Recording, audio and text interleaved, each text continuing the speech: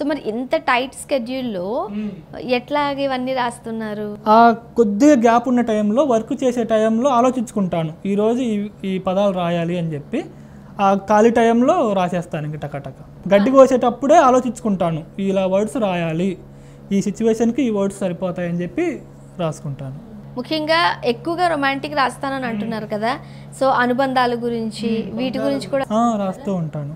చెప్పండి, ఎలాంటి? ఒక మదర్ ఆ కూతురుతో ఎలా ఉండాలి, ఎలా ఉంటే బాగుంటుంది, ఒక తండ్రి కొడుకుతో ఎలా ఉండాలి, అలాంటివన్నీ రాస్తూ ఉంటాను.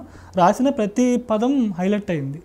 కేవలం నా అక్షరాలకే అభిమానులు ఉన్నారంటే నేను రుణపడి ఉంటాను వాళ్ళకు.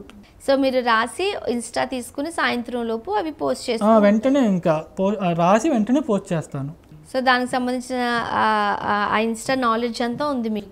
ఉంది. అంటే ఎడిట్ అందరిలాగా బ్యాక్గ్రౌండ్లో ఎడిట్ చేసి అంత నాలెడ్జ్ లేదు, కానీ డైరెక్ట్గా పెట్టేస్తాను వీడియో. ఇంకా ఇప్పుడు సిస్టంలో కొంతమంది ఎడిట్ చేసి పక్కన స్మైల్స్ ఏవో పెడుతూ ఉంటారు కదా, అంత నాలెడ్జ్ లేదు, నార్మల్గా పెట్టేస్తాను.